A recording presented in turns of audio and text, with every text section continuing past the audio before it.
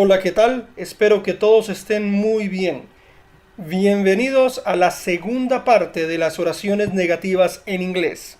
En este tutorial trabajaremos la oración que quedó pendiente en el anterior tutorial y hablaremos sobre las oraciones con doble negación. Les recuerdo como siempre las recomendaciones generales antes de empezar cualquier frase. En primer lugar, el vocabulario necesario para armar estas frases se encuentra en la sección descripción del video debajo de esta pantalla. Segundo, tengan a la mano sus cuadros de colores o de pronombres, tanto en inglés como en español. Tercero, vayan automáticamente hasta el verbo sin importar la redacción de la frase en español. Cuarto, los complementos serán todo lo que quede pendiente después de escribir el verbo. Sin más preámbulos, ahí tienen en pantalla la tercera frase original en español. Nosotros no les mostraríamos cómo describir la pintura a los turistas. Volveremos a usar la estructura universal de negaciones en inglés. Primero sujeto, después el auxiliar negado. En tercer lugar, el verbo en infinitivo sin tú y por último los complementos.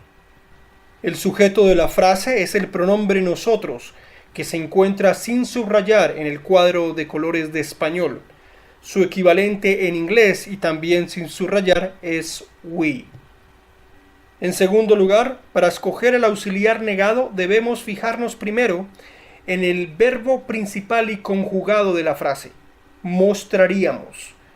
Sus terminaciones corresponden al tiempo condicional en español. Es decir, que en inglés el auxiliar negado que debemos usar es wouldn't. En tercer lugar, el verbo en infinitivo sin tú en inglés es show. Este es el momento de hacer una pausa para chulear en la frase original de español todo lo que ya hemos traducido al inglés y de esta manera identificar lo que nos queda pendiente, es decir, los complementos. Fíjense que en español, entre la palabra no y el verbo mostraríamos, quedó el pronombre les sin subrayar. Esta corta palabra va a ser nuestro primer complemento y contesta las preguntas típicas que identifican a los action recipients. De forma general, contesta la pregunta ¿quiénes no serían afectados por la acción? Y de forma particular responde a la pregunta a quiénes no les mostraríamos. En sus cuadros de colores en español, la palabra les se encuentra subrayada con café, el color con que identificamos a los pronombres que reciben la acción. Además de esto, el pronombre que recibe la acción les se encuentra repetido 2 veces en el cuadro de español, en los recuadros correspondientes a las segundas y terceras personas del plural. Es decir, la frase original en español puede interpretarse de 3 maneras.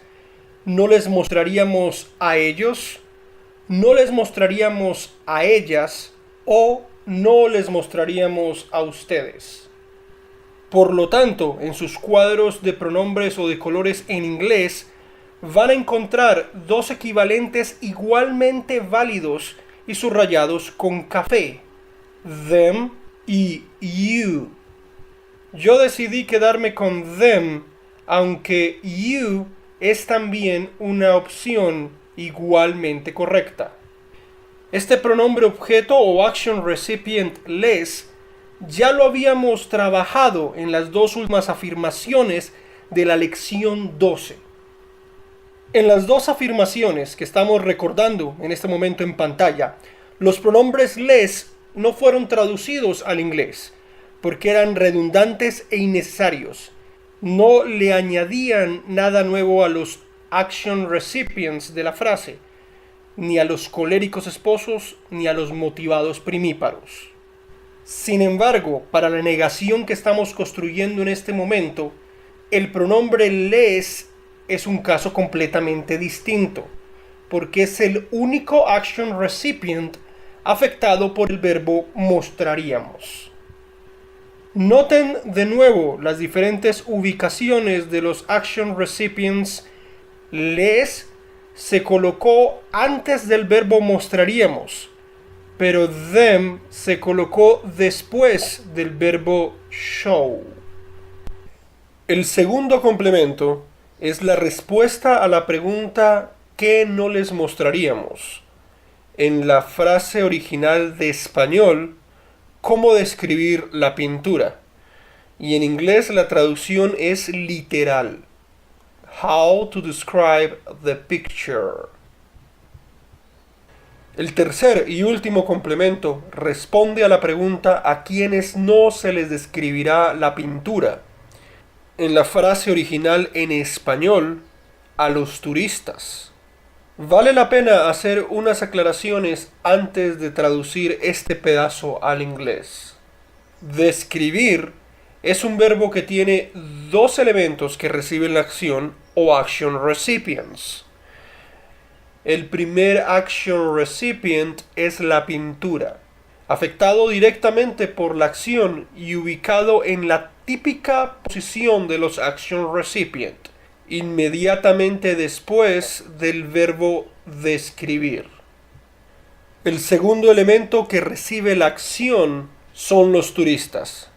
Están afectados indirectamente por el verbo y no se encuentran en la típica posición de los action recipient, es decir, no están inmediatamente después del verbo describir.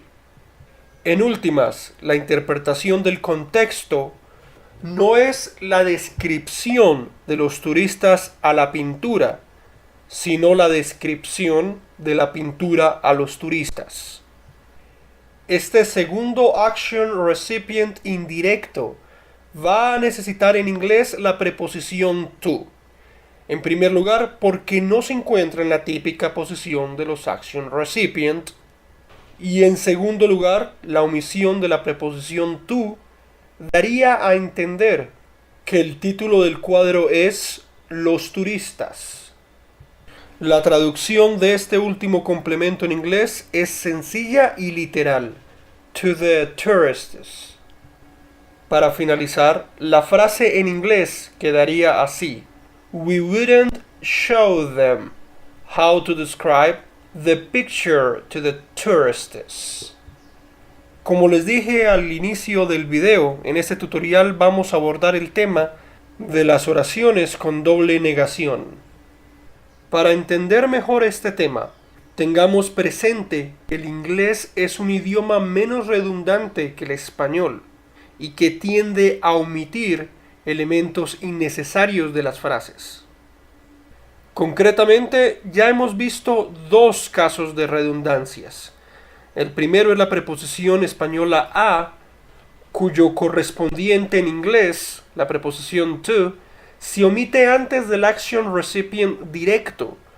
Esto lo vimos por primera vez en la lección 10, después del minuto 9:45. También traducir al inglés el pronombre les en algunos casos es redundante. Y eso lo vimos en la lección 12, después de los minutos 8:25 y 13:57. Este nuevo caso de redundancia involucra a los auxiliares negados y a los pronombres indefinidos. Para una mejor comprensión, veamos dos frases ejemplos. Yo no tenía nada, ellos no conocen a nadie. En ambas frases hay dos negaciones. La palabra no, cuyos equivalentes en inglés son los auxiliares negados didn't y don't, respectivamente. Y los otros dos términos negativos de las frases son las palabras nada y nadie. En inglés hay dos maneras de evitar la redundancia de esta doble negación. La primera solución sería eliminar los auxiliares negados y las frases quedarían significando en español yo tenía nada y ellos conocen a nadie. La traducción de estas dos frases en inglés es literal y sencilla. I have nothing, they know nobody. La segunda solución a la redundancia de la doble negación en inglés sería construir una negación común y corriente usando los auxiliares negados, pero neutralizando los pronombres indefinidos. Nada se convierte en algo y nadie se convierte en alguien. Para terminar esta explicación, veamos un listado de algunos pronombres indefinidos, con sus respectivas versiones negativas y neutras y sus traducciones al español. En primer lugar, tenemos el pronombre indefinido negativo no, cuyo neutro es any y su significado es ninguno, ninguna. De este pronombre indefinido en inglés se pueden derivar algunas expresiones muy comunes, por ningún motivo o bajo ninguna circunstancia. La versión negativa en inglés sería under no circumstance y su neutro sería under any circumstance. Otra segunda expresión, en ningún sentido. Su negativo en inglés, in no sense. Y su neutro en inglés, in any sense. Tercera expresión derivada, de ninguna manera. Su negativo en inglés, in no way. Su neutro en inglés, in any way. Y la cuarta expresión derivada, en ningún momento. Su equivalente negativo en inglés, at no time. Y su neutro, at any time. El pronombre indefinido nadie tiene 4 equivalentes válidos en inglés. Las versiones negativas no one y nobody, y las versiones neutras anyone, anybody. En inglés también existe el pronombre indefinido nowhere o anywhere, que en español se traduciría como en ninguna parte. Y por último, el pronombre indefinido nothing o anything, que significa nada. Y así hemos llegado al final de esta segunda parte del ciclo de oraciones negativas en inglés. En el tercer y último tutorial de este ciclo, trabajaremos 3 frases negativas con doble negación. Gracias por su atención y los espero en el próximo video.